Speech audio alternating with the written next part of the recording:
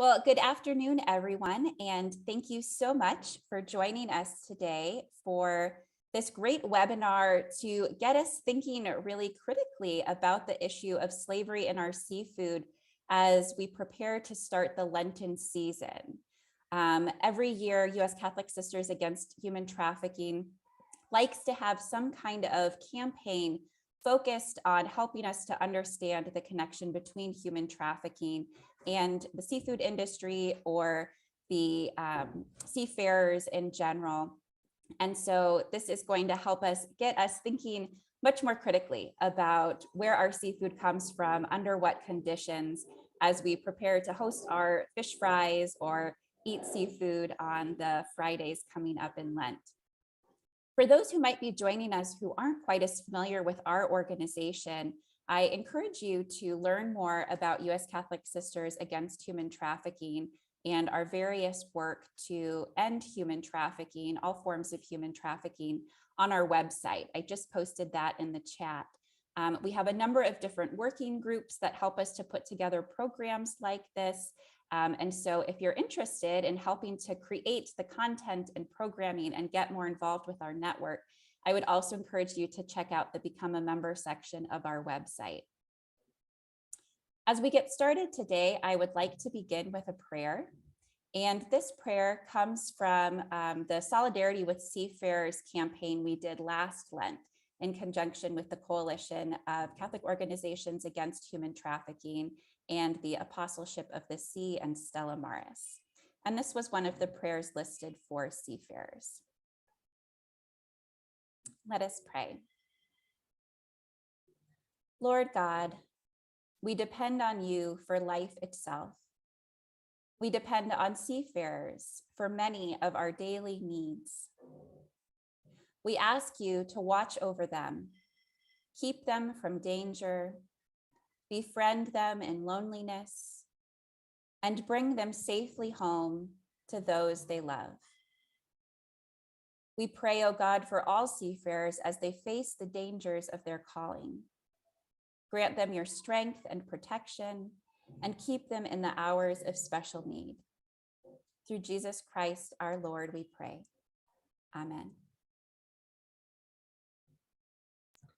I will now, go ahead. Go ahead. I was going to say, I will now turn it over to Bill, but Teresa, feel free to say a few words before Bill introduces our speaker. No, we're great. Good to go now that we got Bill on here. So thanks so much. Go ahead, Bill.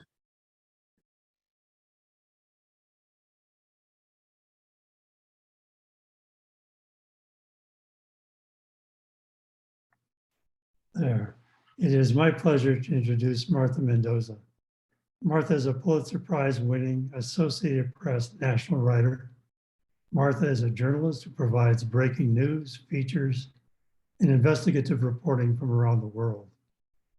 Martha has worked with AP colleagues focusing on immigration since 2018, human trafficking in Asia starting in 2015, and before that, cybersecurity in Latin America. She co-teaches in the Graduate University of California, Santa Cruz Science Communications Program. Martha has won many, many awards, including 2 Pulitzer Prizes and an Emmy. I will highlight 2 awards that I am sure are of great interest to our participants. Martha won an Emmy in 2020 for the Frontline and Associated Press documentary, Kids Caught in the Crackdown, which examined what's going on inside federally funded shelters and the lasting impact on migrant children held in U.S. custody. Martha and her AP team won the 2016 Pulitzer Prize in Public Service for reporting on severe labor abuses tied to the supply of seafood to American supermarkets and restaurants, reporting that freed 2,000 slaves, brought perpetrators to justice, and inspired reforms. The story of the AP investigation of the fishing industry is a riveting story in itself and worth the telling. But we also look to understand more about how slave-produced seafood taints the supply chain and ends up on our tables. It is that last part, ending up on our tables, that makes the supply chain our supply chain. Martha, thank you for being with us today, and we look forward to learning from you. Thanks, Bill. Thanks, Teresa. I'm looking where today's participants are from, and I feel like collectively you are a real force for good, very specifically in the area that we're talking about today. I'm going to begin with a discussion about kind of behind the scenes, how we did our reporting. And then we'll just open it up to a conversation. I feel like I have a lot to learn from a lot of you here as well. So thank you for being here. Let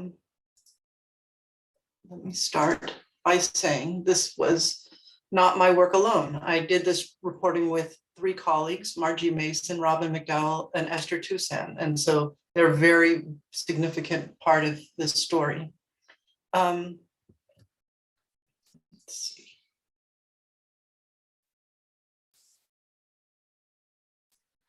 There we go. So our story begins in Thailand.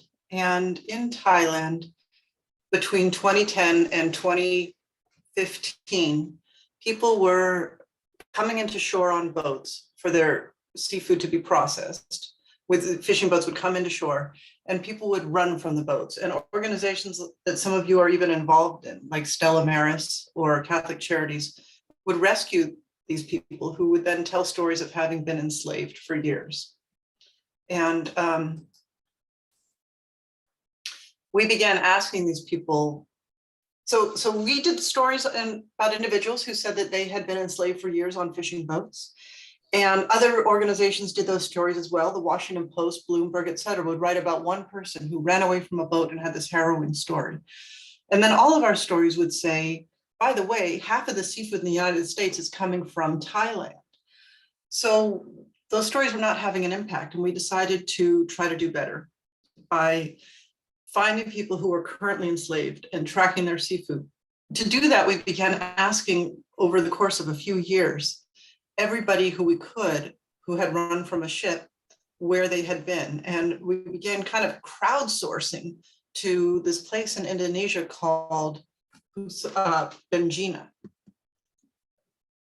So we Google Earth Benjina, and it's an island, one of many, many islands in Indonesia, thousands and thousands. And on this island, from Google Earth, we could see that there was what looked like lots of fishing boats and what could be a fish processing plant.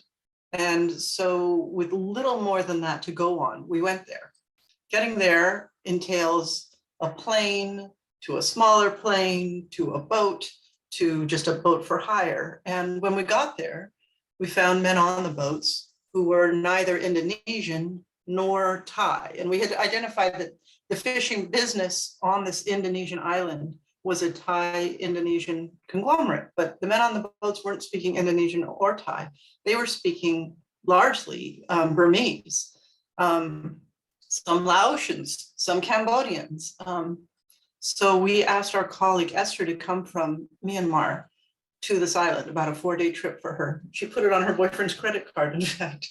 And in the meantime, we began trying to track what type of seafood they were transferring and understand how it was being moved. Because remember, we wanted to find people who were enslaved, and we didn't think we had yet. And we wanted to track where the seafood went. So we spent a few days documenting species and also looking at the fish moving from the multiple small boats into the processing or freezer facility, and then onto one large refrigerated cargo ship. And when Esther got there, she burst this story open for us because the Burmese men told her that they had been promised lucrative jobs in Thailand, and that when they went there with their recruiters, who they had paid their life fortune to have the job, they were given new paperwork that identified them as Thai with new names as people who were Thai. The reason for that was because this company was not allowed to have anyone who wasn't Thai or Indonesian working for them. And the bigger picture there is that Indonesia wants to protect its natural resource, which is seafood. And so they don't want people who are not Indonesian fishing or keeping their seafood. Esther asked to see more of the men, and they took her to a graveyard where the graves were marked with Thai names. These were men who had died at sea because they were possessions at this point, not being paid, owned by the fishing company. Their bodies were put in the hulls along with the seafood and brought back to Benjina, to the island of Benjina, and buried there under false names. Then Esther asked to go inside the processing facility and found men who were in cages. And she was then escorted out. Her excuse of kind of doing some research on the seafood industry didn't work. At that point, the management told her and all of us, all of AP, to leave the island. But a sympathetic worker on the dock offered to take a GoPro back up, and after a quick tutorial on how to use it, went back up into the cage and interviewed these men. So we had them on video saying, all I want to do is go home. And I have been trapped here for many, many years. Or on the boats. The idea was when the boats came into shore, there was a fear that these men were going to run into the jungle and try to disappear. And so they would lock them up while the boats were on shore and then put them back on their boats when it was time to go fishing again. We watched the seafood getting loaded onto this boat, this big refrigerated cargo ship, the Silver Sea Line in Bangkok, and we tracked its International Maritime Organization number. And then we kind of thought, okay, we have found men who are currently enslaved, and we're going to track their seafood.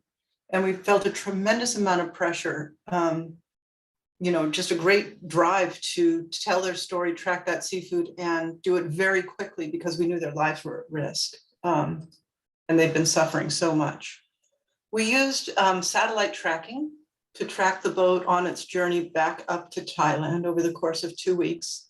And as the boat came in close to shore, we rented 2 trucks, pickup trucks with hoods on the back, and staked out the dock. You can see there's the Silver Sea Line. When it came in, we knew it was coming, and yet we were very, very relieved that we've been tracking the right boat. And we watched them unload the seafood into trucks, and then follow those trucks down the streets in this port town of Samut Sakhon,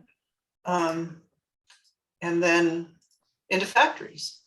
And as we documented these trucks of the seafood going into these factories or freezer facilities or holding facilities, we tried to get a photo or a video, maybe even try to talk to them, because this was a critical piece of evidence, because from here we could study bills of lading. Maybe some of you have mailed something out of the country before or into the country, and you have to fill out that piece of paper that says this is a gift or this is a t-shirt or whatever it is. Well, everybody shipping anything in or out of the country has to fill these out, and they're digitized. So then we were able to begin studying what had come from a particular factory and where it had gone in the United States. And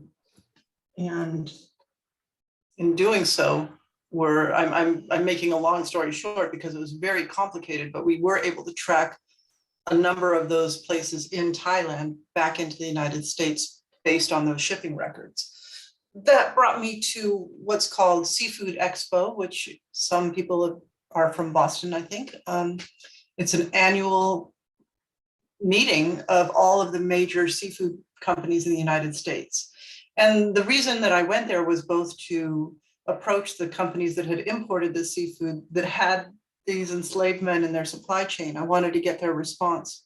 I also wanted to know what they're labeling their seafood as, so we could find it even more granularly in supermarkets. So you can see like something like Aquanor or Hang King food or something. So I could go to their tables and say, what exactly are the brands on your seafood, or who do you distribute seafood to? And if you think about it, when you go to the market, seafood's a little tricky because a lot of the seafood is just slapped on like styrofoam and then has a clear plastic, and the market labels it themselves. So it is a little harder to track than say even a can of tuna. And so I did approach a number of importers at this. Before I did, I talked to the organizers of the conference and explained exactly what I was doing. And so I didn't have a great amount of luck there because they put out a note with my photo to everybody at the conference saying, Martha Mendoza, an Associated Press reporter, is at our conference and at our expo to talk about labor abuse. And so you don't really need to talk to her. We've already talked to her. So that was not great. But there were representatives there from Thailand. So I was able to ask the Thai representative for a response, and they were there to advertise their good labor practices program for processing, because there already was a recognition that there were some problems and they're trying to market themselves. And in the end, we were able to track that seafood from Benjina into these brands. From the East Coast to the West. Davis is a Boston company, a lot of cat food. Santa Monica Seafood is a West Coast distributor. And when we had what we felt like was a critical mass, like seafood reaching a lot of people, we then went to our lawyers and said, we're going to have a story that says that Walmart seafood is being caught by slaves. And then we created a very complicated chart out of sticky notes where you can see the jail on the island of Benjina and the little boats that we made and the port in Thailand. And we also began dealing with the writing of the story. This is just one draft of the first sentence of the story that we probably rewrote 35 or 40 times. There's problems with this particular first sentence. I just read it to you so you can understand how meticulous we are in this. Slavery taints global supply of seafood. That word taint implied that it could make someone sick, so we had to change that. And then Benjina, Indonesia, the Burmese slaves, we understood that most people reading would not know that Burmese and Indonesia are not the same even, so we needed to make that clear. Sat on the floor, and you could see in the photo he was standing up, and stared through the rusty bars. And at one point we argued, should we say rusty metal bars? But if they're rusty, then of course they're metal, of their locked cage. Now, do we need that word locked? Because wouldn't they just walk away if it wasn't? Hidden on a tiny tropical island, thousands of miles from home. And now that thousands of miles from home was a nod that Burma is nowhere near Indonesia. Just a few yards away, other workers loaded cargo ships with, and I know there's some copy editors amongst you who will say slave caught needs a hyphen, slave caught seafood that crowds became taints, became clouds. It was a very tough word to figure out how to describe this. And then these words came from our lawyer, the supply networks of major supermarkets, restaurants, and even pet stores in the United States. We really wrestled with how to open this. And there's one other piece of language in there that I can tell from some in this community are going to know are hard words, which is slaves, and also talking about other workers. So we really wrestled with those definitions as well. After the story moved, it had a very big response. It was in the New York Times and the Washington Post, ABC and CBS and Fox and all Western networks picked up the Associated Press story. And within a week, the authorities had reached the island and we got to go with them. The authorities being the Navy and the local police as well. And they began taking people's information to gather evidence about what had happened to them. But Robin McDowell, my colleague, said, if you take their names and you take their information and you leave them here, they're going to get killed. They are, reporting a crime to you. And so they made an announcement that anybody who wanted to leave and who had been enslaved should come down to the port. And it was pouring rain, and it was Passover, and it was just an exodus began happening. We were trying to write the story as Robin was texting us. So we would say, 12 men are going to be freed today on an Indonesian island after, years of being imprisoned. And as they realized what was happening, as they realized this horror was ending, they were just lighting up. They were full of like this amazing energy. And then they made announcements in Laotian and Burmese and Vietnamese and Cambodian on these loud horns, and more people kept coming to the port. So we were reporting 100 men will be freed, 200, 300. 400 men are going to be freed. And they would ask them, you know, how many of you want to come away from the island on a boat? And they just kept, yes, I want to leave.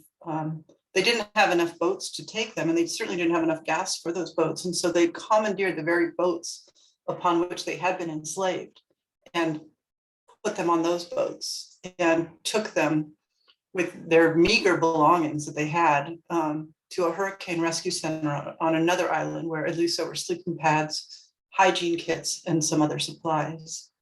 But when they got there was yet another daunting task because nobody had an ID.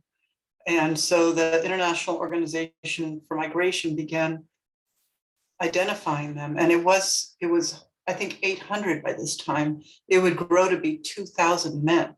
And we at AP were trying to help our viewers and readers quantify this, understand this, that these are not people whose names you might not recognize from countries you might not recognize, but these are people who had their identity and their lives stolen from them and who could be any of our sons or brothers or fathers.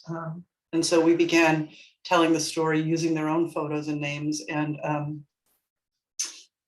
highlighting some of their experiences and try to kind of show how very many of these men, how real they were. Over the course of weeks, they were able to return to their homes. And on the days that people were able to return, it was a celebration for everyone. You can see he's wearing an International Organization for Migration jacket. He's got a suitcase. They had identification.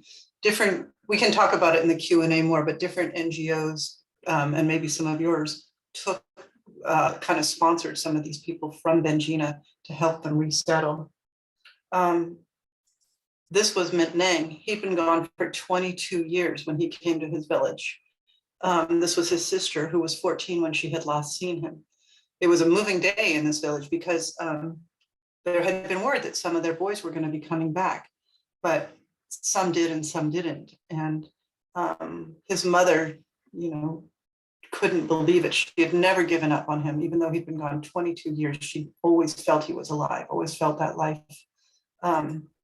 They rinsed him with a tamarind water, and he swore he would never leave again, no matter what. But as the men began to be reunited, and as we continued to interview them, they were telling us something really terrible, which is that a number of boats had left with men on them in that window of time when we published and when the authorities arrived at the island. And they were encouraging us, really pushing us to please find those other boats.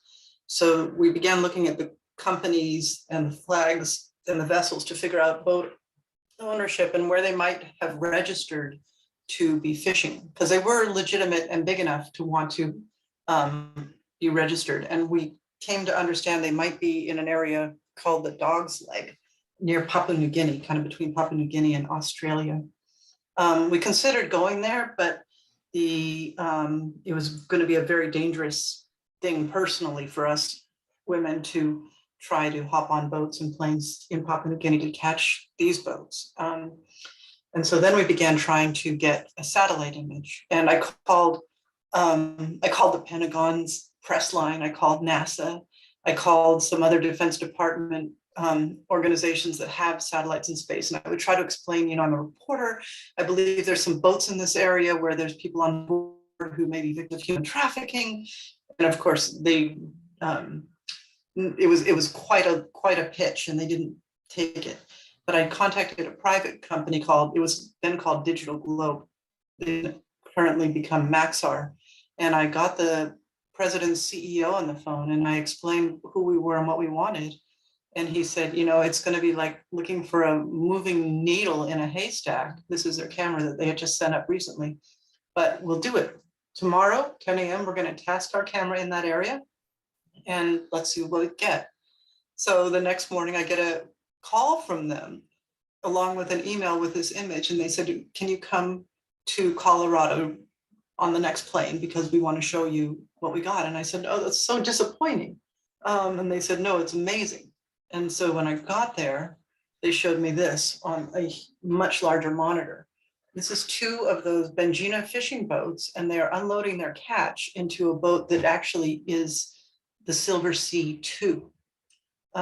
This is about a 10-hour unloading process. And so one had just pulled up apparently, and they were just unloading. So at this point, as journalists, we had to decide whether to get involved in the story by contacting law enforcement, or whether to just report the story, at which point it would take about the same amount of time, the boats would be gone. And so we split up. Some of us contacted the Indonesian authorities, and some of us worked as journalists reporting this. On the reporting side, we sent photos to the men who had returned to Myanmar and asked them if it was the same boat they had lived on. And they said absolutely. They were able to identify small features. On the law enforcement side, we went to the Minister of Fisheries for Indonesia, Ibu Susi, who is a very radical and progressive person. And she worked with Australians to get a plane over there to get a closer shot. And then they followed that boat until it reached, I think Indonesian waters, or maybe open maritime waters, and they seized that boat. And more people were arrested and more people were freed. These were some of the fishermen who had been enslaved on that boat who were going to be freed. And then the legal cases began in Thailand and in Indonesia. People were jailed, people were fined, businesses were closed. And the Thai government said, we washed our hands of this. This was an Indonesian company. It had nothing to do with Thailand. There should be no political or social sanctions against us. But we knew very well that this was a Thai-owned company operating in Indonesia with some cooperation from some Indonesians. And so we actually worked with some of the men who had been on Benjina and had been enslaved to find people in Thailand, Burmese people who were working, are forced to work in the shrimp sheds. This was a very common area for human trafficking. And so they infiltrated these locked shrimp sheds where children and women and men were forced to get up as early as 2 a.m. and work all day long. And they were not getting paid, and they were from Myanmar. And so we identified a couple shrimp sheds, and then we followed the shrimp again. Any of you who have been in Southeast Asia know how very hot it is. And on the first go round, we didn't bring air conditioning and we didn't bring food and water, and it was a very hot day, but this was slightly easier. We also published in great detail, and this is not all that interesting of a graphic, but in great detail, every company we tracked to from the shrimp peeling sheds, because we wanted there to be more clarity of who the in-between companies were, who was funding it, et cetera, because law enforcement had said we can't really do much about our earlier reporting because there weren't enough details published. And so we said, well, we'll put it all up. And this time we also were much more meticulous about where we tracked the seafood too. We asked our colleagues in all 50 states to track that shrimp. We asked everybody in all 50 states to go to a supermarket and put their hand on a package of shrimp that was from Thailand that we had in the supply chain of those particular packing sheds. And all of our colleagues first went to Whole Foods actually and found it there. And then we said, no, please go to local markets. So these are regional chains, Piggly Wiggly or Schnucks, Longhorn Steakhouse or Publix. So these would be ones, Winn-Dixie, that people would recognize in their own communities. Harris Teeter out of Texas as well. And so we were much more thorough. And it was this particular Aqua Star Reserve cocktail shrimp from Thailand that they had been packing out of some of those peeling sheds, so that made that an easier trace. Eventually, after we published, they raided the factories. And one of the largest shrimp companies and largest seafood companies in Thailand, Thai Union, said that they were going to help house and give work to these people. And that happened in some cases. And in some other cases, and we can talk more about this as well, people were dumped into the immigration detention as illegal immigrants and deported. This was something we struggled with. This was before the pandemic. Do we identify children? And somebody thought, well, maybe we'll put masks on them, but then we ended up pulling the photos, not publishing them, because children really have zero agency when they've been trafficked in this way. And we didn't feel that it was right to publish their photos. This is the CEO of Thai Union, who, as I say, initially said we did nothing wrong, but this was the second time we had ended up at their doorstep saying, here's your supply chain, man. And we're soccer moms. What are you going to do about this? Can't be that hard for you to figure out. And so he did end up hiring a lot of the activists. Not long after this, the Secretary of State's ambassador was in Indonesia. And the reporters there, the Indonesian reporters said, hey, how do you feel about the fact that your consumers are being, sold seafood that came from enslaved people? And she said, oh, that can't happen. We have laws that prevent that. So I began trying to figure out what those laws were. And it ends up the Tariff Act of 1935 said that it's illegal to import products of forced labor. But there was 2 words in there that made that law completely weak. They weren't able to enforce it since 1935. And the 2 words were consumptive demand. So if there was a consumptive demand for something, even if it was a product of forced labor, it could be imported. I cannot tell you what a struggle it was to find those 2 words and figure this out. But once I did, and once I was able to report it, they had congressional hearings. And those of you who work in the human trafficking realm are probably familiar with Congressman Chris Smith from New Jersey, because he's a leader on legislation. And he held hearings and they signed a law that closed that loophole, so there would not be an issue with consumptive demand language anymore. And since then, Customs and Border Protection has repeatedly enforced this law, seizing shipments of seafood, rubber gloves, and many other items that they can show are likely a product of forced labor.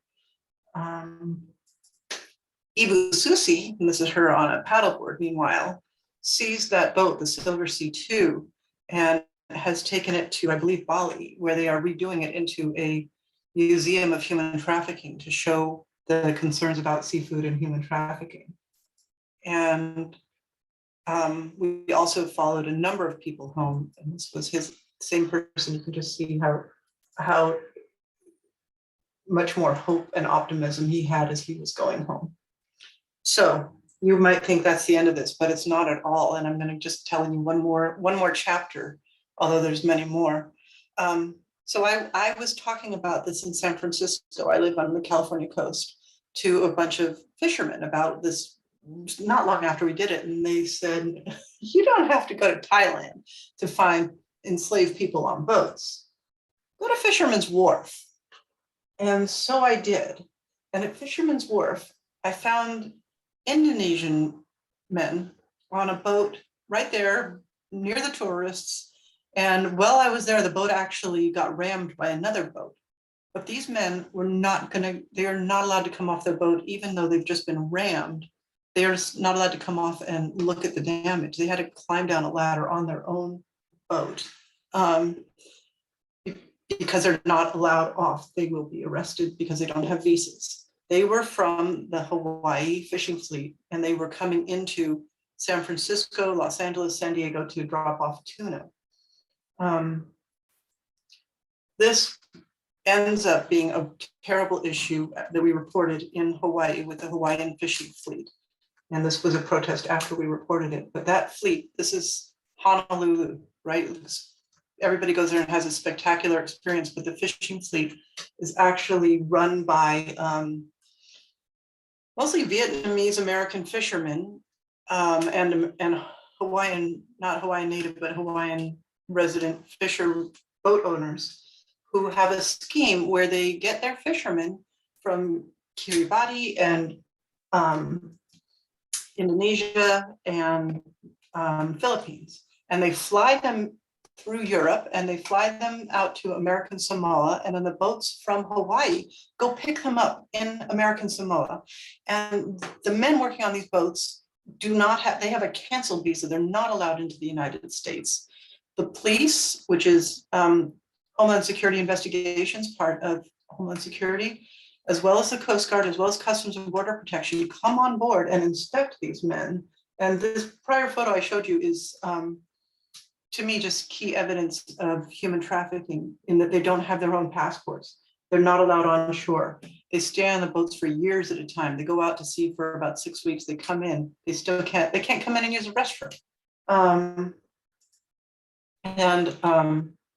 The boat owners were very upfront about it, as were the feds. However, in San Francisco, when some of these men would run away from a boat at Fisherman's Wharf, they were given, there was a church in south of San Francisco where they found refuge, and then they worked with immigration lawyers and were all being given visas as victims of human trafficking.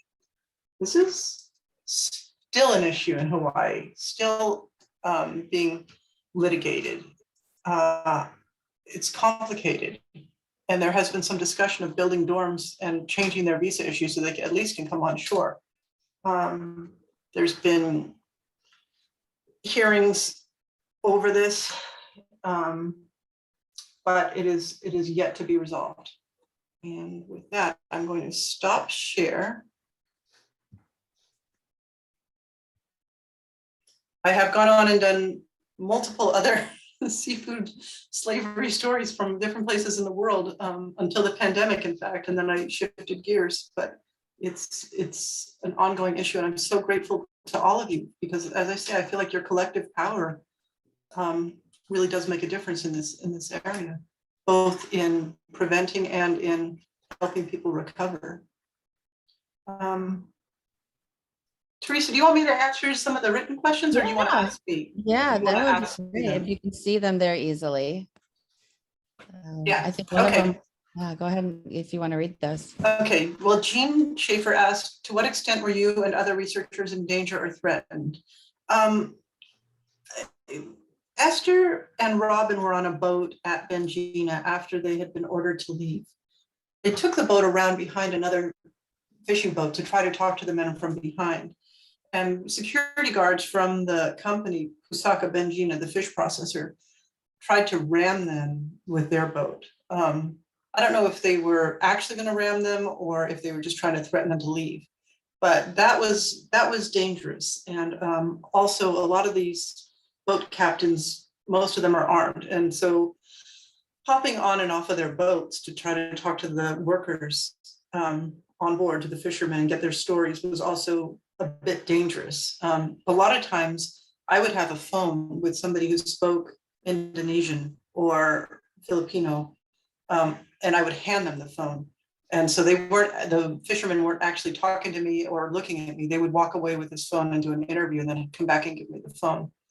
I think about my colleagues in Ukraine and Russia right now, and I feel like they're in much worse danger than we were. Somebody says, I don't shop at any of the places mentioned. Does that mean that the seafood I buy is slave-free, or are other stores not mentioned here also involved in this despicable practice?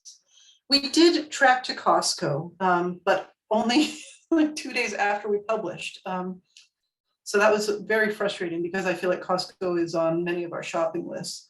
We did not track to Trader Joe's, and that doesn't mean it doesn't happen, but we very specifically looked at Trader Joe's supply chains and didn't find it. As I had mentioned, that vague idea of seafood just being labeled at the supermarket itself really makes it hard to label anybody out. And another seafood project we did after this was we looked at very, very expensive American seafood companies that were shipping seafood around the US and claiming to be only using locally caught fish. And that also was fraudulent. So I wish, I've had many family members say, how about this? Is this one okay? And unless it's at the dock, and you're buying it off the boat or very close to the dock, which only some of us are fortunate enough to be able to do, it's very hard to know. How can I get involved in this project? And do I have an office in New York? AP has an office in New York, but the way we work with, I would categorize most of you as advocates, and we're journalists. And so we have kind of a overlapping nexus of interests. Ours is to inform and engage and hold accountable. And I think yours is perhaps more to really have a hand in helping face to face. But one thing that we always appreciate are tips. So if you're either got an anecdote of somebody in a very dangerous situation where a news report can help, or if you're seeing a pattern or something, we have a tip line. We want to hear about it, and I'll make sure Teresa has my contact for everybody. Oh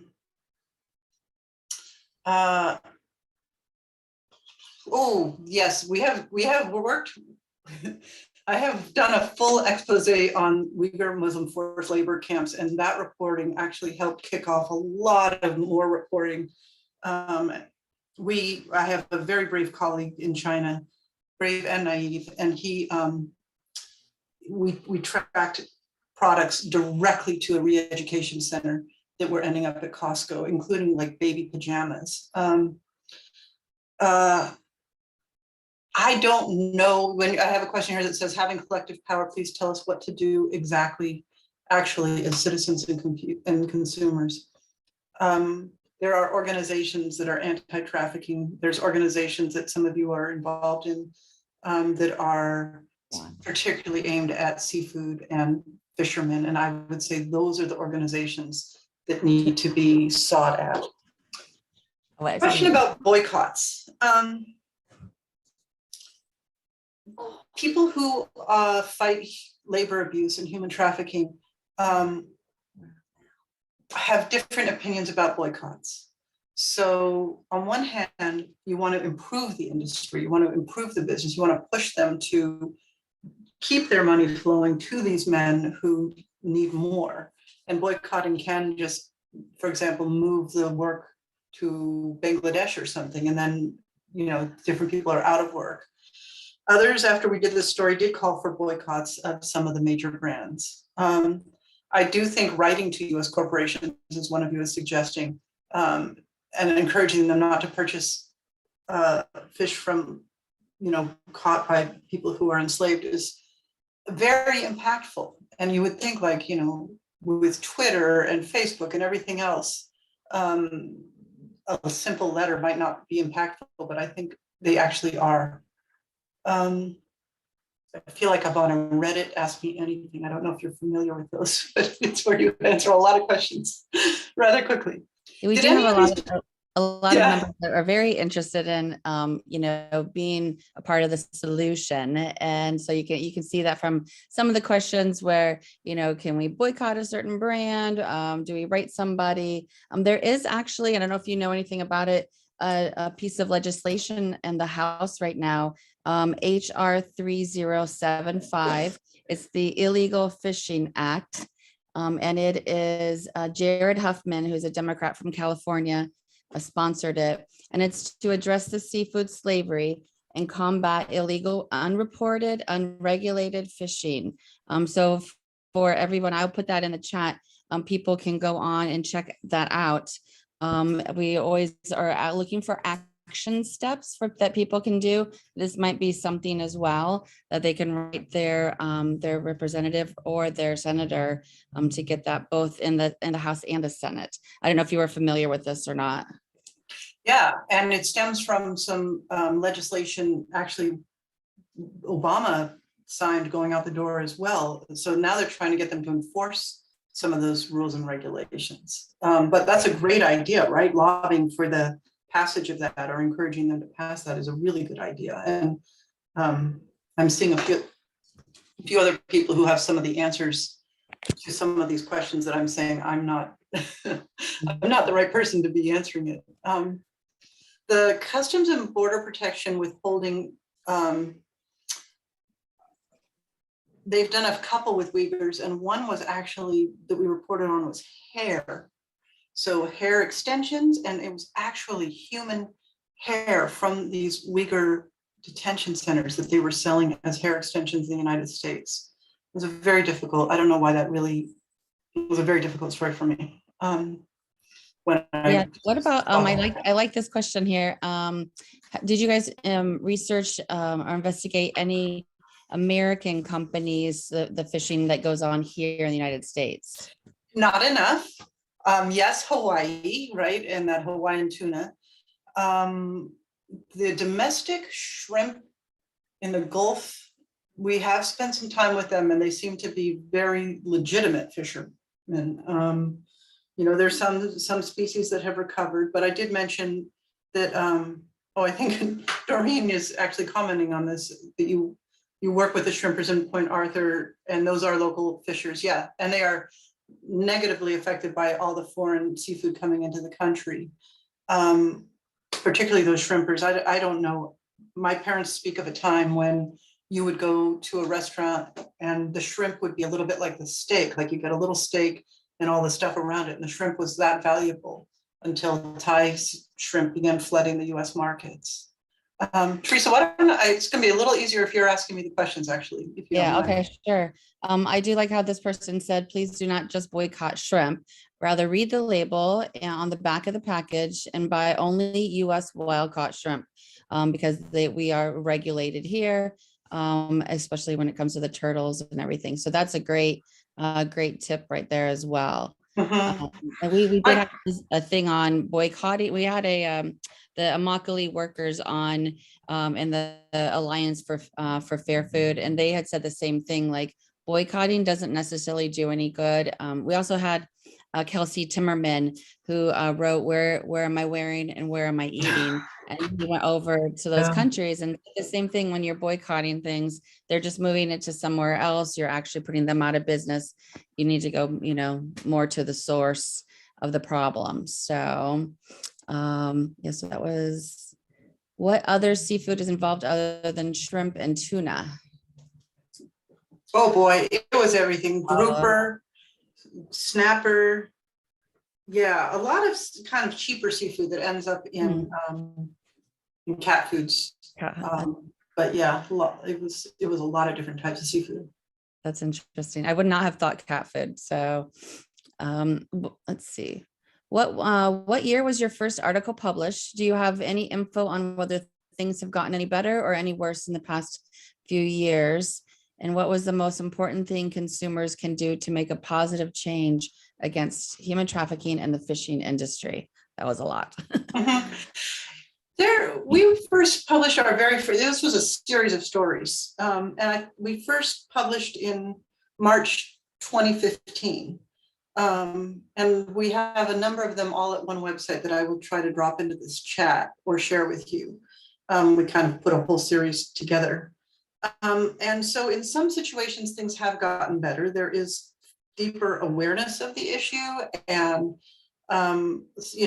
right away, Target and Walmart and a number of large seafood sellers created a task force in Thailand with the Thai authorities to crack down on these issues. And so that has made a difference. Nestle actually did an audit and came out and said, we have had people who are enslaved in our supply chains, and here's what we're going to do about it, which was very transparent of them. And they also created a model fishing boat where the conditions could be better. So some things are better and some things are worse. Particularly the Chinese fleet has become very aggressive and is fishing all over off of Africa and South America, and is alleged to have, actually, my colleague went out off of Peru and Ecuador, and there were people shouting to him from their boats saying, I'm from Indonesia, please free me, please rescue me. Like, it's very blatant and very aggressive. And it's also, I think you mentioned, there's issues of human trafficking. There's also issues of sustainability and whether we're, whether our grandkids are even going to be able to eat fish if the heavy unregulated fishing continues. I like this question. How did these unfortunate people get trapped into the slave trade? Is there any way to warn others so they can avoid this? I think that's excellent. Actually, yeah, and that's the work that an NGO called Free the Slaves focuses on, is how to make it so that people will not be so desperate that they need to leave their own communities in order to find work and send money home. So the way these work, and I've seen this in a lot of Southeast Asian countries, recruiters, job recruiters will come to a village and will say, give me $500, which is, a lifetime of money for these people, and I will get you a job in Thailand. And you're going to be sending money home. And you see that one person in your village who actually has a foundation poured at their house and a corrugated steel roof and a satellite dish and a cell phone. That's how they got their money. And in fact, now and then, people really do get recruited and get a legitimate job and send a bunch of money home and are okay. But the vast majority don't come back okay. But for particularly a lot of these young men, there's no alternative for them. If they stay there in their communities, they're going to scratch by with a very meager living and not ever be able to put that roof over their head or maybe even afford to get married. And so they're quite desperate and they scratch together their money, and these recruiters then bring them to wherever they're going to bring them. And often these guys many reported being locked inside of shipping containers for like a month while their IDs were created. So it's ruthless. Do you have a sense of the ILO will help combat some of the issues you've highlighted? Countries have to adopt and ratify this first. Yeah, I mean, I have seen really fantastic ILO initiatives to really help with this. Yes, but it's a bottom up and a top down effort to prevent the whole process from happening. Yeah, definitely. I'm trying to check out a few more of these. And actually, just to let everyone know as well, I think we're coming to the end here. We at the U.S. Catholic Sisters Against Human Trafficking will have this recording available. We'll probably get that out to everybody that registered tomorrow, and you'll be able to also complete an evaluation.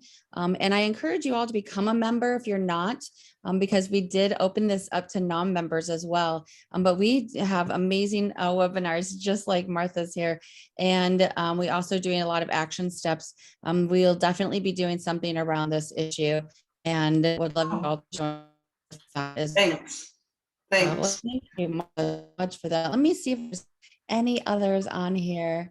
I can see there's 4 that I think I can hit up. The grocery store chains reaction was very consistent. Oh, we regret this. We don't want to have this. We think it's a problem. None of them actually did something so impactful that it would stop it from happening, not even Whole Foods. Carmen's asking, what options do I have to eat fish today other than going to the dock? I know my farmer's market has seafood, but I don't know everybody's local connections of what type of seafood they can seek that's going to be responsible and sustainably sourced. Can we trust fish products that say they are sustainably farmed? Not necessarily. That's exactly one of the investigations we did, but it's much, much, much better than a cheap bag of shrimp. And I'm very curious about the crab factories in North Carolina as well as in Maryland, because I understand there's some maybe concerning labor abuse occurring in those facilities, but I don't know about it. So definitely, eating local. We notice on here a lot in places that you can trust the fish products. But for someone like me that's in Columbus, Ohio, who knows how long and where it was ahead of time. So it makes it definitely more difficult. Yeah, definitely. One thing I heard was that after we reported was that everybody, all the staff at Olive Garden was asked to take a note if they were asked about the source of their seafood. And it's a few steps away from whether it made a difference, but management or the corporation was wondering, do our customers care about this? Oh, interesting. So I make a point to always ask those questions. Yeah. I do that too when I go specifically to a port city, to a restaurant where it says local fish. I'm like, is it really local? Yeah. Yeah, that's something easy that people can do is just ask the server, and hopefully they will know the answer or go and tell the manager, hey, somebody wants to know. But it to show that we care about that, definitely. So good. And I did put our website in there as well, sistersagainsttrafficking.org, for people who want to get more information on this. And then I think, Martha, you were going to put in yours as well. Yeah. So Hang on one moment, let me get it. yeah. Yeah. So for the U.S. Catholic Sisters, our advocacy working group is putting together an action alert that people can do for the Illegal Fishing Act. We'll probably be rolling that out next week, right before Lent. So that will be something that you can check out and see how that you can be of help as well. So great. Well, thank you, Martha, so much. This was really interesting, especially, before Lent comes for many of us that are Catholics. I was really pleased to see we have the chaplain from Stella Maris in South England and Wales on here on the call. So wonderful that we can see some of our Stella Maris people and chaplains that really work directly with these fishermen. So Thank Jennifer? you. Thanks so much.